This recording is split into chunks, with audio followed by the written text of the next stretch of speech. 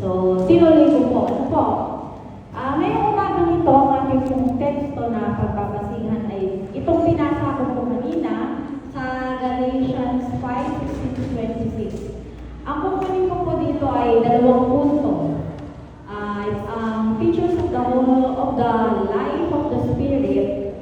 Uunahin po natin ito. Ano nga ba ito? Basahin ko sa Tagalog. Sinasabi ko sa inyo, mabuhay kayo ayon sa Espiritu at hindi ninyo ang pagbigyan ng mga pagnanasa ng laman sapagkat ang mga pagnanasa ng laman ay laban sa kagustuhan ng Espiritu. At ang kagustuhan ng Espiritu ay laban sa nasa ng laman. So, bali po, magkalaban ng dalawang ito, kaya napipigilan kayo sa paggawa ng nais ninyong gawin. Kung pinapatnubayan kayo ng Espiritu, wala na kayo sa ilalim ng kautusan. Ano po kaya yung sinasabi na pagnanasa ng laman? Next slide po. Yan. Ito ang tinatawag nating acts of sinful nature. No? Yan po ay ang sexual immorality, impurity. Unahin natin sa sexual immorality po. Ang sexual immorality, ito yung sexual behavior that violates moral, cultural, or religious standards. Sa wikang Griego, ang tawag dito, porneia. Bakit kaya ito ay kasali, no? Kasali po ito sa sinasabing gawa ng laman. Ito ay nagiging kasalanan, kagaya po sa halimbawa po, sa mga magbo-boyfriend, ano po, tabi-tabi po, hindi po kayo intensyon. Ito po ay para sa lahat, ano po, na ano ko lang po na ibahagi. Kasi ngayon, sa panahon ngayon, kung mapapansin natin na ang premarital sex ay baliwala na lang po sa ating mga kabataan. Hindi ka pumasok araw na kailangan talaga po ay malinis na iyaharap sa altar. Pero kaya lang, pare-parehas lang na sinasabi nga natin, tao po tayo, no? Hindi natin pwedeng husgahan ang bawat isa. Ang mga nanito na sa acts of sinful nature ay ituro po natin sa ating sarili. Hindi tayo manunurong ng iba. Kasi lahat po tayo na meron tayo yan, hindi lang natin siya masyadong napapansin. Or dahil ayaw natin pansinin, kasi binabaliwala natin. No? Ang next po ay impurity, tsaka debauchery. Yan po ay French word daw. According sa, hinanap ko talaga siya, baka magkamali ako eh. Ito naman po ay isang karumihan din siya, involving sex, drugs, alcohol, at saka marami pa iba. Mga talagang minsan, baliwala lang na ginagawa, no? Susunod po dyan ay yung witchcraft po. Ano yung witchcraft? Sinong nakakaalam nito? Siyempre, alam natin to. Ito po yung pangkukulang, no? Siguro naman po walang gumagawa sa atin nun. Meron kasi sa mga tao na kapag marunong sila ng ganyan, tapos meron silang kaaway, ganyan ang ginagawa nila. Pero yan ay hindi rin nakakalugod sa Panginoon. Ganun din po, ito yung matindi, yung hatred, or yung sinasabi natin na pagkapuot. Minsan, napupuot tayo sa tao, madalas, wala namang paliwanag kung bakit.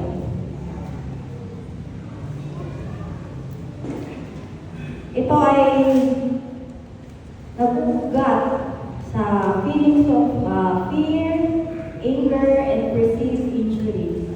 Kumbaga minsan, sa dami ng pinagdadaanan natin, hindi na natin siya napapansin na nagiging galit siya. Discord. Ang discord po, ano ang discord? Ito ay hindi magkakasundo. Ito yung yung pagkakampi-kampi na minsan, merong nagsumbong sa'yo. Hindi ka nang galit dun sa tao na yun. Dahil yung tao na yung kaibigan mo, basta mo na lang niyang kakampihan. Hindi natin pinapakinggan yung other side of the story. Basta nakikisali lang tayo, nakikisaw-saw tayo sa galit. Yes po. Next, jealousy. Saan ba ito nanggagaling? Saan nanggagaling itong jealousy na to? Itong selos, saan yan nanggagaling? Naguugat yan sa thought or feeling of insecurity, fear and concern over a relative lack of possessions. Naiingit tayo kung anong meron sa kapwa natin. Naakala lang natin, hindi kasalanan, pero ayan o, hindi na nakalagay yan sa Bible, isa din yan na kasalanan. Next po, sa fraction. Bakit kaya nakasali dito yung fraction? Sa isa pa, ate, sa kabilang side. Wala? Okay, sige. Wala dito, sabi naman. Ayun. Sige, yan. Bakit kaya kasali? Eman yun. Ito yung bahagi. No? Yung portion na nadi-divide. Kakabahagi. Next. Pits of rage. Ano ba ibig sabihin ng pits of rage na yan? Ito yung ano po, Pastor? Yes po. Tama si Pastor, nagwawala, bugso ng galit, matinding galit. Sobrang galit na galit ka kapag nagagalit ka. Yan, kasali din po. Yan mga yan. Next, selfish ambition. Selfish ambition, dito pumapasok yung yung kahit natapakan ng kapwa mo, masunod mo lang, magawa mo lang yung gusto mong gawin, wala kang pakialam. No? Kasali din pala siya dyan. Kasalanan din pala. Next, envy. Ano yung envy na yan? Inggit. Naiingit ka sa kapwa mo, hindi mo maintindihan kung bakit. Kasi gusto mo, yung nasa kanya, maging sa'yo. Sinasabi mo na sana, akin na lang yun. Sana ako yung nandun. Minsan ang tao, kaya nagkakaroon ng ganitong inggit, kasi galing na galing sa sarili. Na sinasabi niya na mas magaling ako sa'yo, na dapat ako yung andyan, hindi ikaw. Mas kaya ko yan kaysa kaya mo. Pero anong turo sa atin ng Panginoon, di ba? Magpakumbaba. Yun ang tinuturo sa atin ng Panginoon. Next. Next, drunkenness. Paglalasing. Ito yung yung walang tanos. Yung sabi nga ng mga matatanda, pag iinom ka, mag-uwi ka ng pag-uwi. Ano ibig sabihin? Dapat, pag pumasok ka sa bahay, diretso ka pa din lumakad. Hindi yung gumagapang ka na, hindi ka na makapasok sa bahay. Bakit? Sa sobrang paglalasing. No? Ano pa? Orgies. Ito ay related dito sa immorality. Ito din yung gathering where multiple people engage in uninhibited group sexual activities. So, ito, yung mga yan. Ano kasi itong banggitin pag sa Tagalog? Di ba? Sa verse 19, basahin ko, pakikiapi. Di ba? Mas malalim siya, mas masakit siyang pakinggan.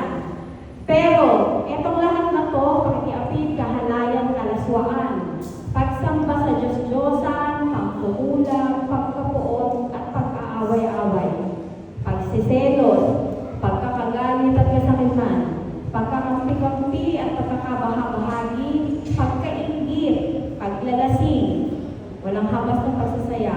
Lahat to, ang sabi dito, huli mo kayong ginagalaan. Ang gumagawa ng mga ito ay hindi magkakaroon ng bahagi sa kaharian ng Diyos. So, malinaw po. Yan ang sabi ng Panginoon. Next slide po. Punta naman tayo doon sa isa. Sabi, ito nga yung I warn you as I did before that those who live like this will not inherit the kingdom of God. Malinaw po nakalagay. Kaya po, sa lahat ng bagay, sa lahat ng gagawin natin, at bago tayo magsasalita, isipin po natin kung ito po ay nakakalugod sa Diyos.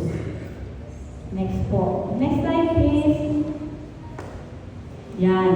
Ito yung isang teachers ng Holy Spirit, yung fruits of the Holy Spirit. Ito yung maganda, ito yung masaya. Love, meron tayo lahat ito, no? Pero, minsan, meron tayong pagkakataon na minamahal lang natin yung mahal sa atin, minamahal lang natin yung taong pinakikinabangan natin, minamahal lang natin yung taong may kailangan tayo. Pero ang turo ng Panginoon, love one another. Next, joy. Yan, kagalakan. Ang kagalakan na meron tayo, minsan, nawawala kapag dumadaan tayo sa mga pagsubok. Pero, hindi natatalo ang pagtitiwala natin sa ating Panginoon. Kaya kahit may pinagdadaanan tayo, kailangan natin kumiti, kailangan maganda tayo, kasi nasa atin ang fruit of the Holy Spirit. Peace, kapayapaan. Kapayapaan na minsan nawawala sa sambahayan kapag nakatambak ng hugasing plato. Nagtuturuan ang mga bata, nagtuturuan kung sino, isa lang yan. Sa mga gawain sa bahay, ang mga anak-anak natin, nawawala sa atin yan. Pero kagaya ng sabi ko, fruit of the Holy Spirit, kailangan mas manaig yan. Kapayapaan. Next, yung patience. Patience, hindi lang ng oras kaya nang ibigay. Sino dito yung laging 100% kaya mong pasensya? Minsan kasi dumadating din tayo, nauubos tayo. No? Next, kindness. Minsan mabait lang tayo kapag may kailangan tayo sa ibang tao. Minsan mabait lang tayo kapag mabait sa atin. Actually, di minsan. Madalas pala. No? Oo, di ba? Next, goodness. O, yun nga. Related din siya sa kindness. Goodness, yung kabutihan. Minsan nakatwira natin, di naman niya mabuti sa akin. Bakit ako magiging mabuti sa kanya? Pero, isa uli yan, kasali yan, na sa paggawa natin, kakambal ng love one another, syempre, gagawa tayo ng mabuti. Next, faithfulness. Ito. Ito talagang dapat hindi mawala sa atin ang pagiging malaging tama po. Next, gentleness. Ano yung gentleness? Ginagamit din itong gentleness sa pagbibitaw ko ng salita sa kapwa ko. Diba? Minsan, may mga nagsasalita na hindi nila iniisip kung nakakasakit sila sa kapwa nila. Minsan, nasasaktan yung kapwa pero hindi nila tumikibo. Madalas, akala lang natin wala lang. Hindi tayo aware sa mga sinasabi natin. No? Kaya minsan, ano hindi natin na ano ba yung mararamdaman niya? Ganito joke lang to hindi ako tumabagin sa pangalan. Meron akong pinutahang bahay. May nagsabi sa akin, bakit ka ganyan lumakad?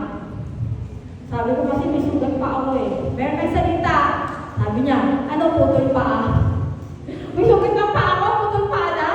Pero hindi sasabi kasi na nagsabi Yun. Pero okay lang, kasi syempre dikit pagka natin to Okay lang. Pero, pag sa iba, pero nagsabi ko lang, may sugat pa ako kaya ganito ko lumakad. Ay, puputulin na pa ako. Diba, masakit siya? Grabe naman. Sugat na sa paa, putol pa na. Yung mga ganon, na in every way ng pagsasalita natin, piliin natin na maging mahinahon at isipin natin, marami naman Ito yung last, self-control. Ito yung maraming sumasabay sa atin minsan. Ako, di ako natuturo ako. Nawawala ako ng self-control. Kapag umalis ako sa bahay namin, walang hugasin sa lababo. Tapos pagbalik ko, may hugasin na naman. Diba? So, hindi talaga madali gawin ang mga bagay na ito. Pero, bilang isang Kristiyano, nakagaya nga ng hinihiling ng Panginoon, na itong fruit of the Holy Spirit, dapat dala-dala natin. Dapat meron tayo. Dapat nasa atin ito. Kahit na anong mangyari, pilitin natin na magawa ito lahat. Maibigay natin sa kapwa natin. Next po. Sabi nga sa Proverbs 21:3, to do what is right and just is more acceptable to the Lord than sacrifice. Kaya lagi nang iisipin natin ang bawat sasabihin natin, ang gagawin natin, ang bawat galaw natin, kung ito ba ay nakakalugod sa ating Diyos. Halimbawa, may pangyayari, galing dito, nag-practice no, sa praise and worship. Paglabas dito, may nakakita, nagiinuman. No? Yan ay ikaw at ang Diyos. Ikaw na ang mananagot dyan sa Panginoon. Kung ganyan ang ginagawa mo. Next po. Next slide please. Ito na po yung last. Dito po ako matatapos. Ang sabi sa 1 Corinthians 10:31. So whether you eat or drink, or whatever you do it all for the glory of God. Sa isip, salita, sa gawa. Ang gusto ng Panginoon, tayo ay sumunod. At ang lahat ng gawin natin, lagi natin iisipin, kung ito ba ay kalugod-lugod